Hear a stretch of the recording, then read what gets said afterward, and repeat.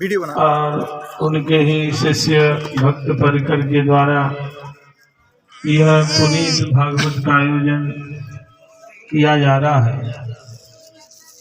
सब भाग्यशाली हैं आप हम सब ब्रजवासी कि उनका स्मरण करते हुए और भागवत का श्रवण कर रहे हैं। देखो, जो लोग महापुरुषों का स्मरण करते हैं उत्सव के माध्यम से, कथा के माध्यम से, तो उनका चित्त शीघ्र ही निर्मल हो जाता है। भगवान में और भगवान के भक्तों में अभेद है। तस्मिन् जने तद भेदा भावा। भक्त का उत्सव मनाओ चाहे भगवान का मनाओ, भगवान अपने भक्तों के उत्सव मनाने से अपने उत्सवों से भी अधिक प्रसन्न होते हैं। मद भोजना छदगुणम मद भक्ता विभोजनम मद वंदना छदगुणम मद भक्ता विवंदनम मद सेवना छदगुणम मद भक्ता विसेवना। भगवान कहते हैं कोई व्यक्ति मेरी सेवा की अपेक्षा जब मेरे भक्तों की सेवा करता है तो 100 गुनी मुझको प्रसन्नता होती है। मेरा भोग लगाने की अपेक्षा कोई मेरे भक्त का भोग लगाता है, भक्त को खिलाता है, तो 100 गुनी मुझको तृप्ति होती है। मेरे आदर की अपेक्षा जब मेरे भक्त संतों का कोई आदर करता है तो 100 गुना मैं प्रसन्न होता हूँ। तो ठाकुर जी की प्रसन्नता के लिए भक्तों की सेवा, उनके उत्सव मनाना, ये भक्तों का स्वभाव है। ठाकुर जी अपनी सेवा से जितना शीघ्र प्रसन्न नहीं होते जितना अपने भक्तों की सेवा से होते हैं। माँ की अपेक्षा उसके बेटा को कोई आदर देता है तो माँ अधिक प्रसन्न होती है। ऐसे ही ठाकुर जी अपने भक्तों की सेवा से शीघ्र प्रसन्न होते हैं। केवल जो भगवान का भक्त है, गोपाल जी का भक्त है, वो अधूरा भक्त है। और गोपाल जी के साथ में गोपाल जी के भक्तों की, संतों की जो सेवा करता है, भक्ति करता है, वह पूरा भक्त माना जाता है। अब देख लो, आधा भक्त बनना है कि पूरा भक्त बनना। तो भक्तों की सेवा ठाकुर जी की सेवा से बढ़कर के करना चाहिए। भागवत जी एकादश स्कंद में प्रसंग आता है, मद भक्त पूजाभ्यधिका। मेरे भक्त की पूजा मुझसे बढ़कर के है। इसलिए सदा हमारे सनातनी परंपरा में भक्तों का सम्मान, संतों का सम्मान भगवान से अधिक किया जाता है। एक तरफ हम भगवान की तो आरती पूजा करें और भक्तों का अनादर करें, उपेक्षा करें तो भगवान प्रसन्न नहीं होंगे। वो भक्ति तो ऐसे ही हो जाती है, पाए को पूज कंठ को छेदे मोय भजे पर जमपुर जइए। भक्त का अनादर करता है और मेरी पूजा करता है, बोले भले ही मेरी वो पूजा सेवा करता है लेकिन वह यमलोक कहीं जाएगा भक्त अपराध करने के कारण। उसकी सेवा भगवान स्वीकार नहीं करते। तो ऐसे संत थे, मलदास जी नाम था महाराज जी, राम शरण दास जी महाराज की पुण्य स्मृति में यह जो आयोजन हो रहा है, वो नित्य यहाँ ठाकुर जी की झांकी किया करते, दिन भर माला बनाते और ठाकुर जी को सजाते थे। ऐसे भक्त संतों के स्मरण से अवश्य मंगल होता है। ये शाम संस्मरणात् पुंसाम सद्यः शुद्ध्यन्ति वै ग्रहा किम पुनर्दर्शन स्पर्श पाद शौच आसना देवी। परीक्षित महाराज ने कहा कि जो गृहस्थ किसी महापुरुष का स्मरण मात्र ही कर ले, इतने से ही वो ग्रस्त अपने घर के सहित पवित्र हो जाता है। स्वयं तो पवित्र होगा ही, जिस घर में वह रहता है वह ईंट पत्थर का बना हुआ घर भी पवित्र हो जाता है। फिर कहीं किम पुनर्दर्शन स्पर्श, फिर किसी महत पुरुष का संत का दर्शन मिल गया, उनका चरण रज मिल गया, स्पर्श करने का अवसर मिल गया, पाद शौच माने उनका पादों तक चरणों तक प्राप्त हो गया। किम दर्शन स्पर्श पाद शौच आसनादि, हमारे द्वारा उन्होंने आसन ग्रहण कर लिया, पुष्प ग्रहण कर लिया, जल ग्रहण कर लिया आदि से माने अन्य सेवाएं आपसे स्वीकार कर ली, ग्रहण कर ली, तब तो उसके सौभाग्य का कहना ही क्या है, वह तो परम सौभाग्यशाली है।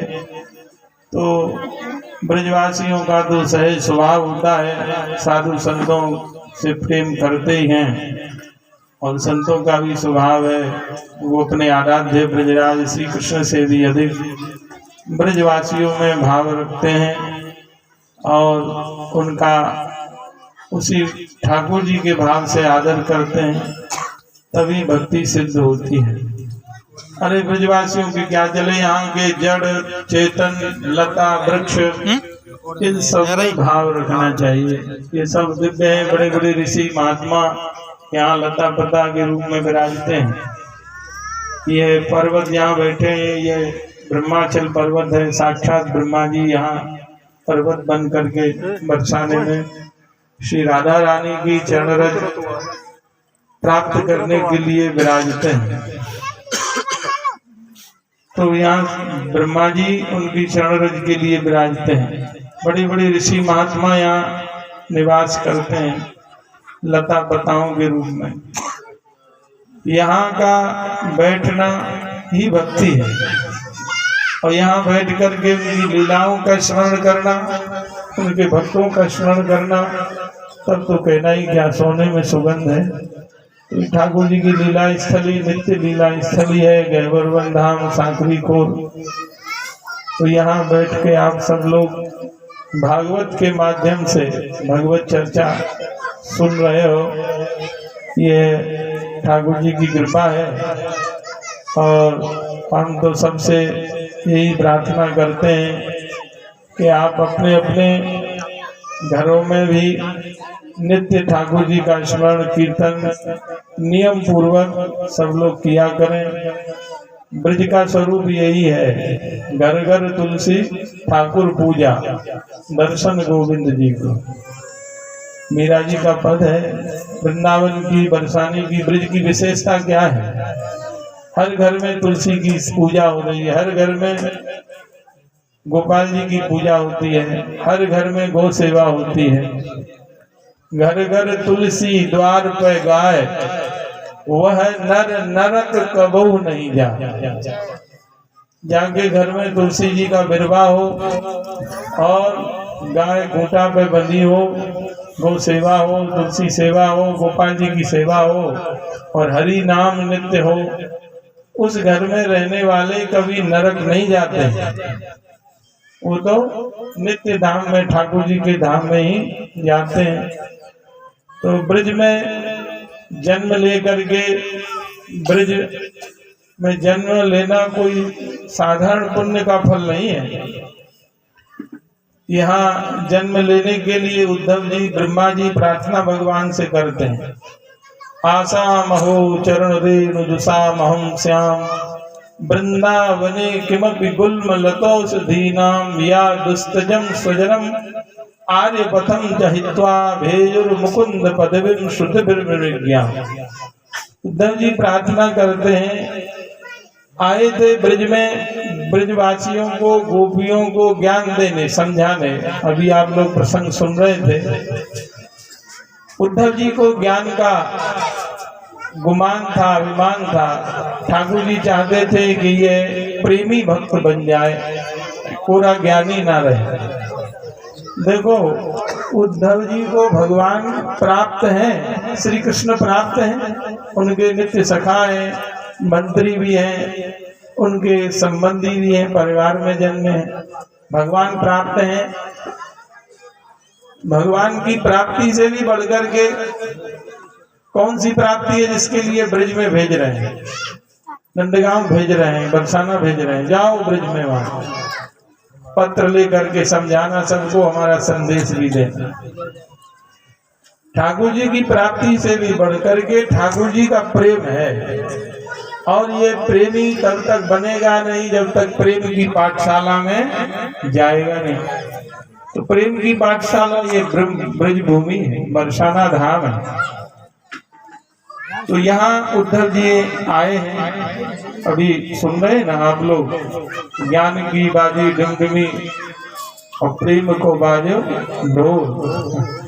उद्धव जी ज्ञान का गुमान लेके आए, लेकिन यहाँ प्रेमी ब्रज गोपी ब्रजवासियों के बीच में रहकर के प्रेमी बन गए। अब प्रेमी तो ठाकुर जी के प्रेम में मस्त रहता है, उन्हीं को गाना, उन्हीं का स्मरण करना, उन्हीं का चिंतन करना, उन्हीं के नाम का श्रवण करना, लीलाओं का चिंतन करना, यही रहता है। जित देखो तित श्याममयी, श्याम सुंदर के अतिरिक्त उनकी चित्त वृत्तियां कहीं नहीं है। उस प्रेम को प्राप्त करने के लिए उद्धव इस भूमि में आए हैं। तो यह साधारण भूमि नहीं है, यहाँ पर हम लोगों को जन्म मिला है। यहाँ आकर के जो भजन कर रहे हैं संत महात्मा लोग, उनका बहुत बड़ा सुकृत है, बहुत बड़ा पुण्य है। उन्होंने किसी संत वैष्णव की पूजा की है, गोपाल जी की पूजा की है, उन्होंने नहीं की, उनके पूर्वजों ने की होगी। उसके फलस्वरूप ये धाम हमको प्राप्त हुआ है। तो यहाँ जन्म लेकर के जो ब्रजवासी होकर के ब्रजराज श्री कृष्ण की उपासना नहीं करता, वो अभागा है। हम लोगों में एक बहुत बड़ा दोष है, हम ब्रजवासी हैं। अरे ठीक है, ब्रजवासी तो ठाकुर जी के बिना एक क्षण भी नहीं रहते, और हम लोग कहो तो महीना महीना बीत जाए, श्री जी के दर्शन के लिए भी नहीं जाए, नाम कीर्तन भी ना करें, ये गलत बात है। तो सब लोगों से यही प्रार्थना है, भागवत सुनने को फल यही है कि घर घर हरि नाम होना चाहिए, घर घर हरि